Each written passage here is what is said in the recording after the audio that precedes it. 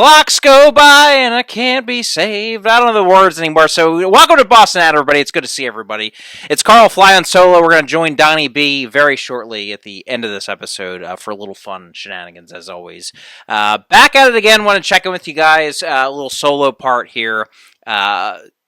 Hope everybody's having a good summer out there and enjoying themselves and not doing anything that I wouldn't do, at least. But yeah, joined by a little twisted tea, hard iced tea action here to kind of kick things off. But one thing I did kind of check out that I think I really got a kick out of, and I think has a lot of promise, that's on the newer side, is the UFC BJJ tournament that they had, the little reality show, Road to the Title. And they had their first UFC BJJ 1 event it was free on YouTube. I watched it, and a couple of things that stood out to me. I think this is really good as a fan of jiu-jitsu, as a practitioner of jiu-jitsu.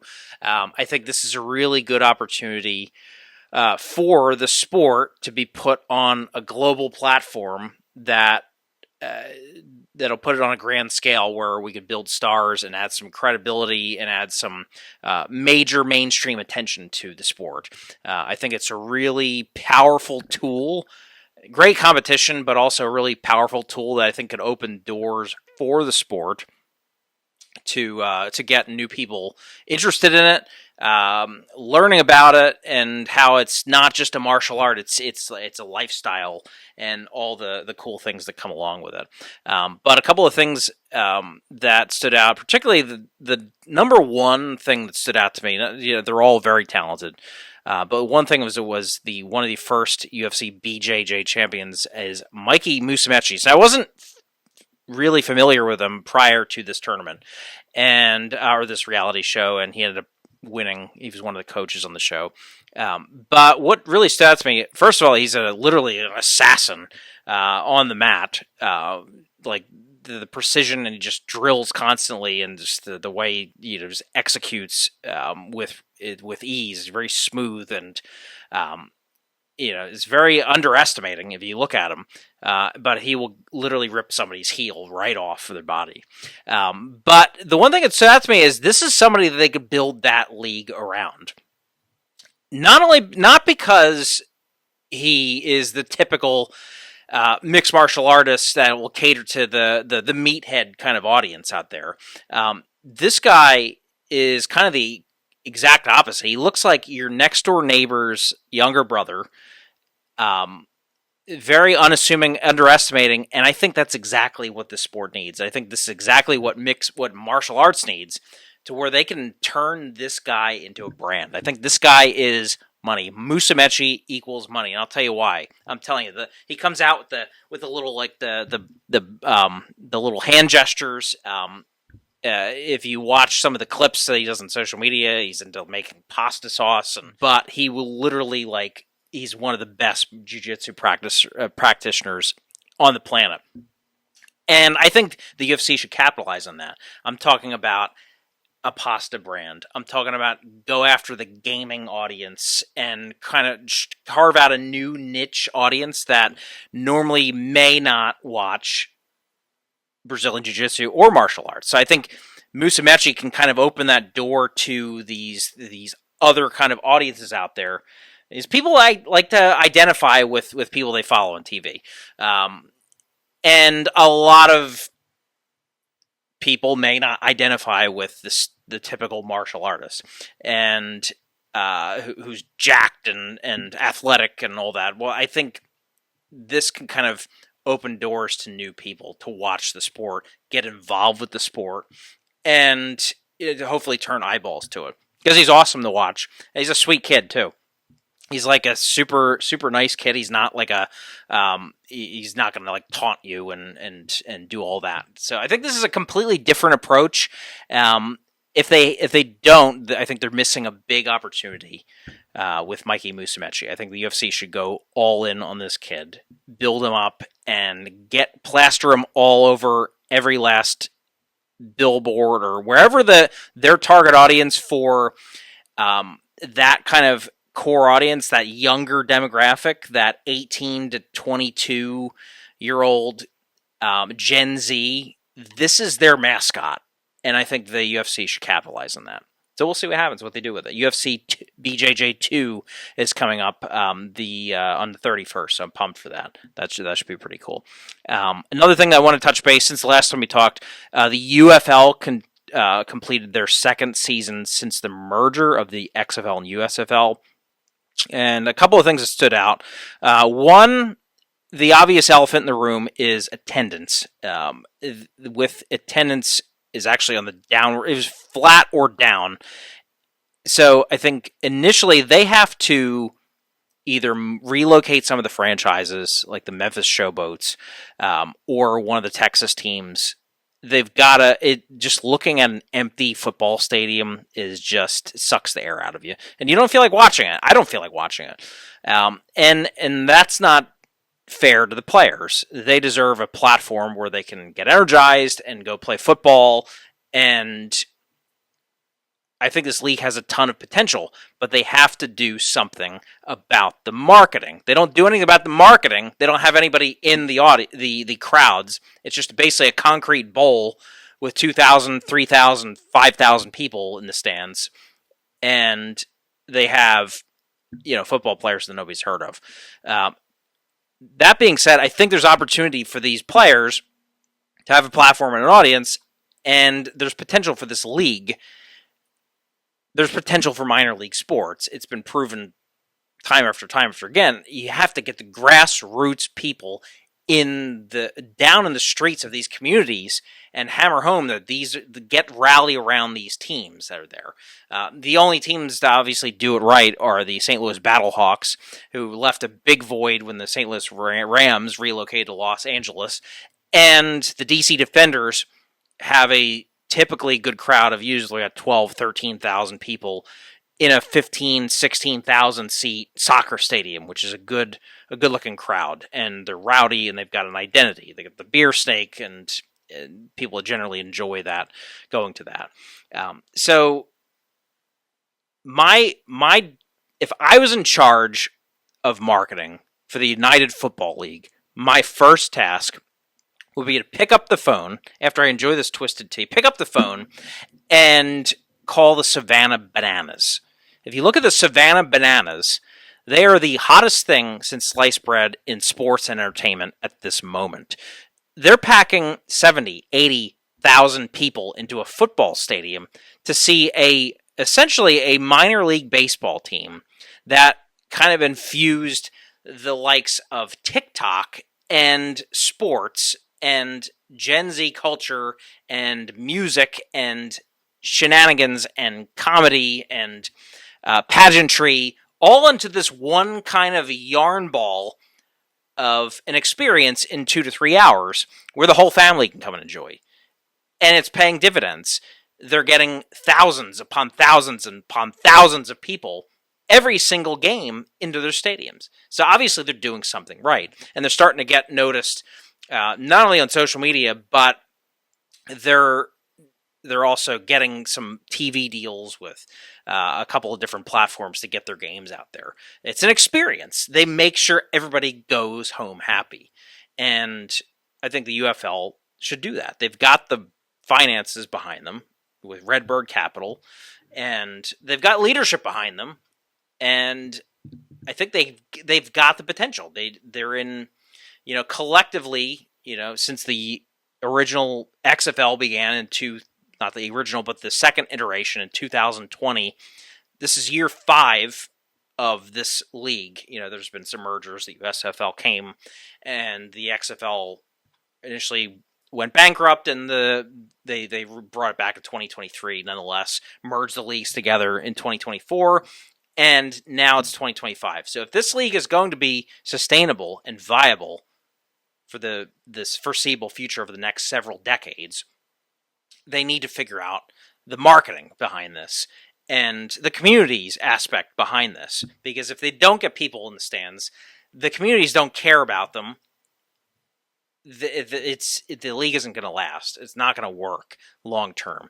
You want to make this a place where people can come and resurrect their career and get another opportunity at the big stage of the NFL, or even an opportunity similar to like a Big Three basketball league where players that maybe on the tail end of their career would like to squeeze out another year or two can go down to the UFL and potentially have a last chance to play on a big stage and play football and continue their career a little bit. So we'll see. We'll see what they do. That's not up to me. That's up to them. And I hope they do. I mean, I hope they do. I want to see these other leagues succeed. But I think it's, you can't cut corners. It's boots on the ground, grassroots, street team activation at every level. Period. You have to make it work. It's not just, we're going to have this hub in Dallas, Texas, or Arlington, Texas, and we're going to fly everybody out once a week to these different cities. We're going to have a game, and then we're going to come back, and that's going to be it. Because it's not working. It's not working. The ratings on TV are trending slightly downward. I'm not going to get into that. There's a lot of different reasons for that. With the media landscape is absolutely just evolving and rapidly changing. But the first step is getting people in the damn building. That's what they have to do. Period. 2026, you have to increase attendance. They did a little bit. The bright spot, I will say, the Michigan Panthers increased their attendance, and you could see there's some life coming into. Granted, they're holding it in Ford Field, holds 80,000 people, where the Detroit Lions play their Sunday afternoon games, and having 11, 12, 13,000 people in a building that large isn't exactly ideal for aesthetics, but you have to start somewhere, and every little bit helps. It's the slight edge. It's the atomic habits. It's if we get 1% better, we're moving in the right direction. But in this case, I don't know if getting 1% better is going to help the league long term. I think they need to get 10, 20, 30% better in all of these markets. So we will see. We've got time. I think they need to move their season a little bit early, or to right after the Super Bowl, to recapture and ride the lightning of football fandom as it's coming off of the peak of the Super Bowl. They need to, while the audience is still thirsty for that, I think they need to capitalize on that. So we'll see. Another thing that I noticed that was a big topic of discussion, the NBA Finals wrapped up, is it just doesn't feel or look as big and prestigious as it should be.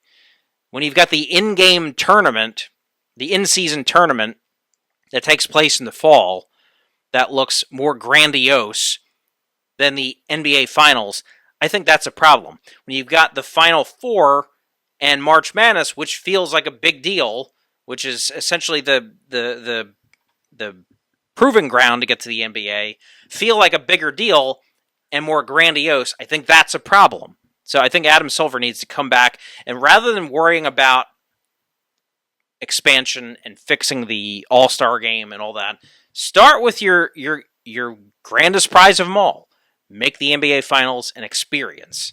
Look at halftime shows.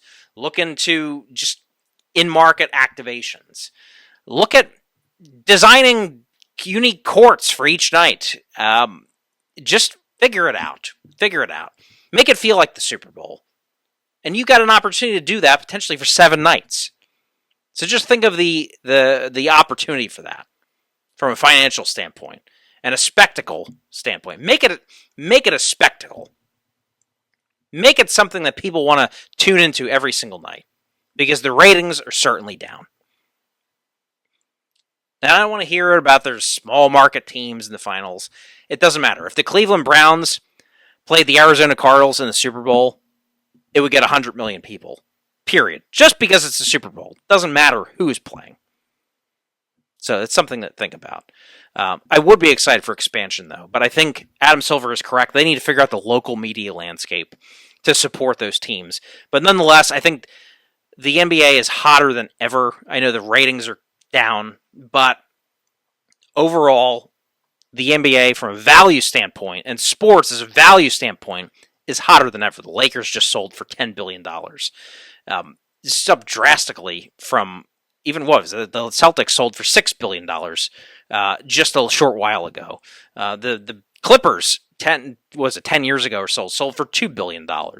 And that number is just going to keep climbing and climbing and climbing. It just boggles my mind that Harris Blitzer bought the Philadelphia 76ers only about 15 years ago for $280 million. If they went to sell the team tomorrow, they could probably fetch somewhere in the same, maybe not as much as the Lakers, but somewhere in that $5 billion plus range, which is absolutely incredible return on your investment. So we'll see. I think it's time to capitalize on that. You need to find a way to bring the Seattle Supersonics back. That's the first step right there. It's a layup, pun intended. The fan base is there. They have the facility. The opportunity is there. I just think now is the time to do it. They have to figure, local media aside, they have to figure out a way to do this. The only challenge with that is filling out these rosters with the talent and figuring out how are we going to make this an even playing field. But nonetheless, from a business standpoint, it makes sense to add 2 more teams. And that would be Las Vegas and bring back the Seattle Supersonics. So we'll see. We'll see what happens. Again, I'm not in charge. I don't even work here. I'm just here speculating. But yeah, enjoying the summer. And one of the things that came across my Spotify, I don't know if you guys have heard of Lakeview. I think they're on tour with Stained right now. They're like a southwestern country blend of hard rock and almost heavy metal, very Hardy-esque. So much fun to listen to. I was listening to it on an airplane coming back from Orlando, and man, they hit it hard.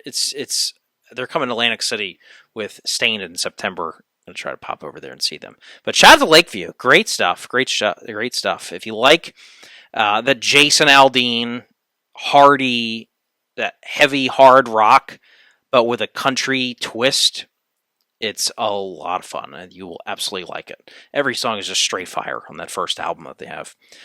So we will see.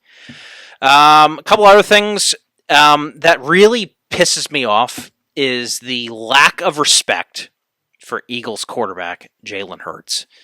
Every analyst, expert, broadcaster, clickbait, headline, blogger, journalist continues to throw shade at the talents and the abilities of Jalen Hurts. And they continue to put quarterbacks like a Justin Herbert and others, even a Trevor Lawrence, and others above him in the rankings when all Jalen Hurts does is win. And at the end of the day, as Al Davis said, just win, baby. That's the only thing that matters. Winning is the only thing that matters. And in clutch moments, he has that ability to take you down the field and rally the team behind him to win a game. He doesn't seem like he gets fazed by pressure, high pressure. I mean, you look at the way he performed in the Super Bowl. Actually, both Super Bowls, despite the fumble and coming up short in the first time round against the Chiefs 2 years ago, played really freaking well in that game. And any questions that they might have had coming out of that should have been answered this past year as they absolutely demolished the Kansas City Chiefs. So stats aside, mechanics aside, what do we place on winning as a stat up against all these other quarterbacks? And how much is that value to you? Analyst, broadcaster, blogger, podcaster, whatever. I know it's the fun thing to do is to hate on the Eagles because we're the villains and nobody likes us, and we definitely don't care. But at the end of the day, all the man does is win, and you have to respect that. And I think that's worthy of being right there in the top 10. And I think Cam Newton just put out that he wouldn't even have him in the top 10. I'm like, get the fuck out of here. What have you ever done, Cam Newton? What have you done? Answer that. All right. A couple other cool things coming up. September, we've got Canelo and Crawford, another Netflix event. I'm excited about Netflix getting into live sports and boxing. I'm really hoping the UFC signs their next TV deal with them. I think they need a platform like Netflix to push them back into kind of the mainstream media. They need new stars, but I think they need a Netflix to get them back into the public eye rather than behind multiple paywalls with ESPN. So pumped for that. That one is going to be one for the ages. Two of, I would say, like the last big stars that are still active in boxing from the past generation are finally going to go head to head. It's going to be down to the wire, but this should be a good one. It's tagged once in a lifetime, and I think it will be. This should do bonkers in terms of engagement. It's going to be free on Netflix. TKO is a part of it, and we will see. We'll see what happens, who comes out on top, but we've got a few months till that.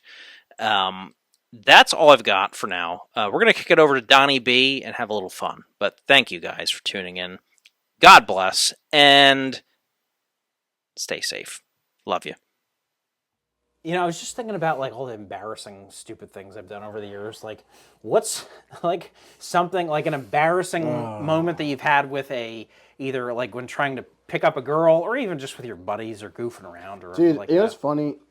I can't ever think of too many embarrassing. I'm sure I have plenty. I've got plenty that I'm not going to talk about here on the air. They don't come that easy to mind, but there's one that I just won't forget because it was so stupid. Mm-hmm. So I remember, I think it was like 2011, and there was like a 3 or 4 of us from the Modell's days. Yeah. At Hooters. Hooters. We're all at Hooters, and I just started dating this girl, and I didn't know how she was with the protection or not. And I had a condom. Like a Lifestyles from like I had a Trojan 2005 in your wallet. Yeah, it was in my wallet or something. I didn't realize it fell to the ground. So it's like a sold out like Hooters. Like it was like in the fall. It was either playoff baseball or football. It was night. I remember it was cold, and I had no idea it fell out. And then of course the Hooter waitress walks by and sees it. I didn't see her bend down and pick it up. She picks up and comes to the table, and she's like, I think one of you guys dropped it. She's holding it up in front of the whole restaurant. She blew up everybody's spot. And it was mine. And of course, how do you claim that? You're not going to say, that's mine. No, Give me that. I blamed Kevin. I'm crap. I know that is his. You just threw somebody under the bus. That's what I do. I was like, I'm not taking the blame for that. There was 900 people in this place, and it was so embarrassing. I was like 20 years old. Yeah. And I just blamed Kevin for it. Oh, and he was so pissed, but it worked. I don't think the Hooters girl thought it was. I knew it was mine. No, you should have been like, I don't know. I thought I was trying to pick her up with it, but I'll never forget that. And everyone's like looking, and I was like, this is something I gotta leave. You'd be like, I don't know. I was there under the table from like the last party. Yeah, I should have said that, but no, my first instinct was blame Kevin. So Kevin got blamed. Oh my God. What about you? I know you got a lot. A lot. My whole life is embarrassment. But I would say probably like 8th grade, I remember I liked this girl, and I tried to give her like a gift and for her birthday. And she had somebody else give it back to me like a couple days later. Oh. And I remember I cried in front of like the whole class, and that wasn't even the worst part. I put my head down, like in my lap, and I like sneezed and snot just went everywhere. So like I looked up and I just had like fucking mucus coming down my face. So wait, I have to ask though, what was the gift you got her? I went to Kohl's and got her like a little piece of jewelry, like with your 8th grade money. Well, yeah. I mean, it wasn't like that's so sad. It wasn't like legit. Like it was just like like poor Carl. That. Well, ladies, that was embarrassing. I'm sorry to announce that the wonderful Carl is taken now. He's married. He's wifed. He's off the market. Mm-hmm. 2002. Wow. Okay. But it's good. I mean, I felt that. I still feel that. Some things you never forget. I still feel that. I mean, there's plenty more after that, I but know. we're not going to talk about. But no, yeah, but that was something. You poor kid. I still feel that today. That poor dog. Yeah.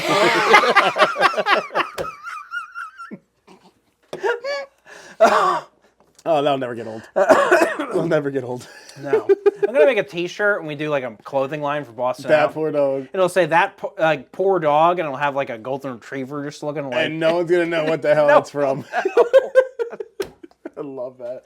Oh, good times. And the dog will have sunglasses on. Oh, good times. 2000 and what, like 9, 10? Something like, oh my God. Oh, it's so Or that time I accidentally smacked your ass by accident. I was like, Oh, I do. And I look back and you're holding a box of hangers and you're like, and I like slipped the box slit and I just like accidentally credit card swiped my I'm ass. like, whoops, I didn't mean to do that. But, I do remember that. oh my God. Good times at that job. Good shit. But yeah, good stuff. Good times. Yeah. I wouldn't change it for the world. Yeah, you got to live and just let things happen. You know. Sure. Yeah. Sure, something like that. All right. So let's kind of shift gears. Let's wrap things up with this episode with our favorite segment. This is called "How Much Would You Need to Be Paid?" Okay, you ready? Let's You get got to it. buckle your seatbelt. And I'm in. I'm strapped in. Okay. All right, how much, remember, we'll turn up the volume a little bit as we go. Yep. All right. Yep. So we'll start with some easy ones. All right, how much do you need to be paid to eat a piece of food out of the garbage? Yeah, I guess it depends what kind of food it is. It's a piece of smoked cod. Oh, God, I hate fish, so a lot. Like, what's a lot? 5,000. $5,000? I hate fish, and If you the gave fish me, is like- in the garbage. If you gave, and you just take a bite of it. You like fish, though, don't you? No, not really. But if you gave me $100, a crisp $100 bill, I'll eat a fucking one You bite of hearing it. this? Because I'm going to do this. I'm going to bring it to a dumpster and pay you $100 to eat something out of it. One bite?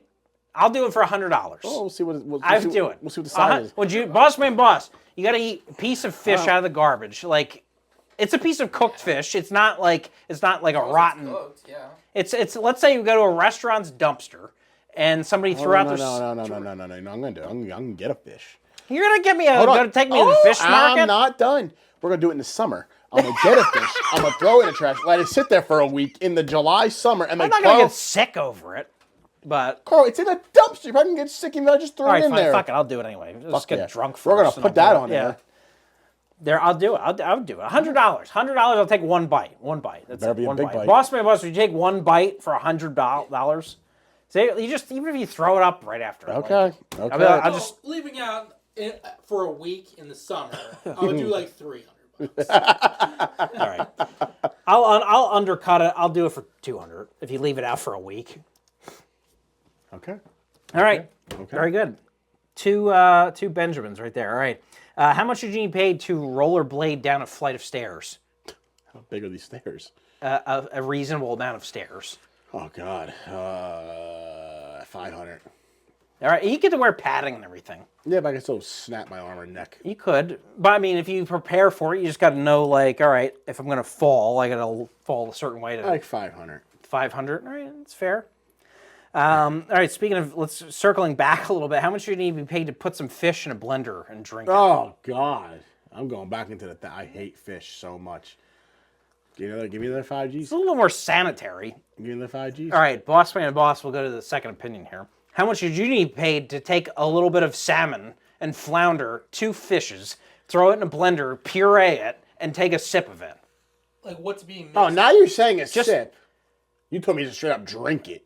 I would probably straight up drink it. All right, you got to take a swig of it. It's in a glass. I also love fish. I'm the opposite. After it's pureed. So? Like a fish milkshake. Fine. All right. Wait, real quick. A big gulp of a fish milkshake for how much? You tell me. It's how much do you need to be paid? For a sip, $100. Whole 16-ounce milkshake, probably a couple hundred. What's it, like $200? You said a couple. $300? I got a question real quick since we're on You here. can't throw it up, though. That's Do you know that I seen it on TikTok? People do it, and it's like I don't know if it's like Norwegian or whatever the hell it is.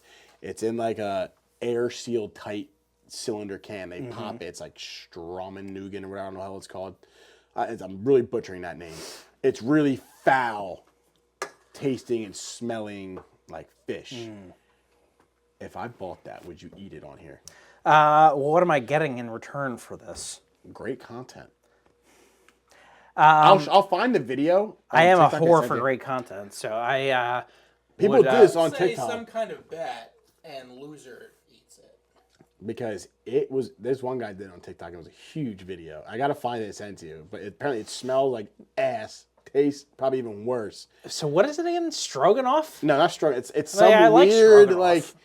I don't know if it's like. It's some like. I think it's some like European type of name. Is it actually a culinary food item? You can eat. It's supposed. You're supposed to, like they cook it in a certain way. Hold on. Let me see if I can find it for you. I'll do it. I mean, I'll just get myself mentally prepared that like we gotta just tough through this. Like we'll I think we'll do it. I'll do it. Oh, here it is. It's called. It's this thing. Surströmming. Stramen, I think I've heard of it. Okay. All right. I mean, I'll find it. It's fermented fish. All right. You know, Fermented fuck it, fish I'll do it. challenge. I'll eat some fermented fish. Okay, we're gonna do that. You're gonna. You want to see what it looks God. like? It looks disgusting. Let me Oh, show it you. looks bad. Oh, it looks like it's like all a piece of fish. It's literally like eating bait out of a So you're gonna do fucking it? tank. If I get it, you'll do it All right, I guess I'll fucking do it. for the whatever. content. I'll do it for the For content. the content. Do it for your own pleasure. You I'm don't gonna care. find it. I'm gonna get it. I'm gonna get it. All right. That's gonna be great. How much would you need to be paid to eat a loaf of bread near a group? Leave a loaf of bread near a group of people at the beach. Oh, like the seagulls? Don't do that for fun. Put me on camera. I'll go fucking toss out. Asshole. Army crawl. Throw it right next to her, right in Wildwood Beach. Let those seagulls go into that. That should be hysterical. I do that for fun for myself. How much do you need to pay to eat a bowl of baked beans before attending a meeting at work? Fuck it. I'll just do it for free. I love baked beans. It's like a whole like Dude, I love beans. bowl of them. Yeah, whatever. I love beans. I'll do that. Blow your asshole out. Whatever. All right. I want to go to another damn meeting. How much do you need paid to climb out of a window of a 5-story building? Ugh. 10K. 10K. Yeah. 10K. That's why I didn't say like skyscraper because I'm like, all right, well, $1 million because you might die, but Well, I like, still probably die falling from a 5-story building. but a 5-story building is like, all right, you go to like downtown Princeton, you can see a couple of yay high buildings. I'm not surviving that. No, I don't think so. 5 stories. If I fall on my head. Well, you got to prepare for it. You may know, not be able to You got to prepare. get a rope. I don't know. Guess we'll find out. All right, Two-story building. out of somebody's house, like a regular suburban I house. just climb out. You got to climb out of the roof and somehow get to the ground. I need to see how the house is shaped so I have to figure out how if I can get down or not. 5K. 5, I slash it. like no ladder. You got to figure out how to I'll get figure down. it out. Yeah, fine. All right, very good. How much would you need to be paid to let someone spray Neosporin on your asshole? Oh my god, where the hell do you find this? Does Neosporin hurt? I don't know. I haven't done it. I mean, I don't know. I don't know how to price on that. Is it supposed to hurt? I don't know. I guess it would. Was it sunburn? Spraying my asshole with it?